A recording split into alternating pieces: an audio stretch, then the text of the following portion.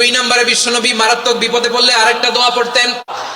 বিশ্বনবী বলতেন, আল্লাহুম্মা ইন্নী আবদুক, ও আল্লাহ আমি আপনার গোলাম, ওয়াবনু আবদিক, গোলামের ঘরের গোলাম, ওয়াবনু আমাতিক, বাদির ঘরের গোলাম। মানে আল্লাহ আমি আপনার গোলাম, আমার বাবা আব্দুল্লাহ ছিল আপনার গোলাম, আমার মা আমিনা ছিল আপনার বাদী। মানে আমরা গোলাম বংশের সব গোলাম। নিজের এর চেয়ে আর ছোট করে আল্লাহর কাছে উপস্থাপন করা যায় আমার ভাইরা? কথা কি বুঝতেছেন? নিজেকে এর চাইতে ছোট, নগণ্য আর তুচ্ছ করে আল্লাহর সাথে প্রেজেন্ট করা যায়? বিশ্বনবী বললেন, ও আল্লাহ আমি আপনার গোলাম, গোলামের ঘরের গোলাম, দাসীর ঘরের গোলাম, নাসিয়াতি বিয়াদিক, আমার মাথার চুলের ছুটি আপনার হাতের মুঠোয়। আপনি ডানে টান দিলে আমি ডানে যেতে বাধ্য, আপনি বাঁয়ে টান দিলে বাঁয়ে যেতে বাধ্য।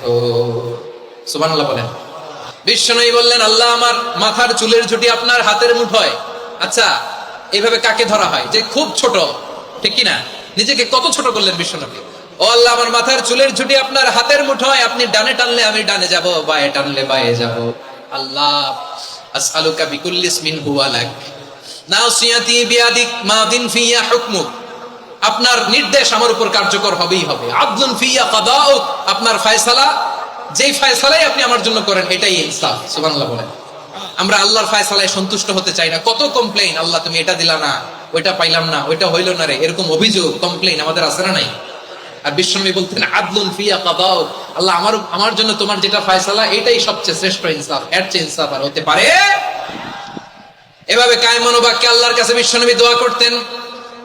এরপরে বিশ্বনবী বললেন, আল্লাহ তোমার যত নাম আছে সব নামের ওসিলায় দোয়া করি, যে নাম তুমি আমাদেরকে জানিয়েছো, যে নাম তুমি আমাদেরকে জানাও নাই, যে নাম তুমি কোরআনে নাজিল করেছো, যে নাম নাজিল করো নাই, যে নাম শুধু নবীদেরকে জানিয়েছো।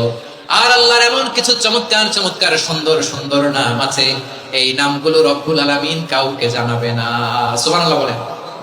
আমরা তো 99 নাম জানি, 100 নাম জানি আল্লাহ, কিন্তু আল্লাহর এমনও কিছু নাম আছে যেগুলো আল্লাহ বিশ্বনবীরও জানায় নেই। এগুলো আল্লাহ ইলমুল গায়বে রেখে দিয়েছেন। দোয়ার সময় বলবেন, আল্লাহ তোমার যেই নামগুলো জানি, যেগুলো জানি না, যেগুলো কোরআনে আছে, যেগুলো নাই, যেগুলো নবীরে খাস ভাবে জানাইছো ওগুলোর উসিলায়, যেগুলো কোনোদিন জানাবাও না তোমার ওই নামের উসিলাও তোমার কাছে চাই।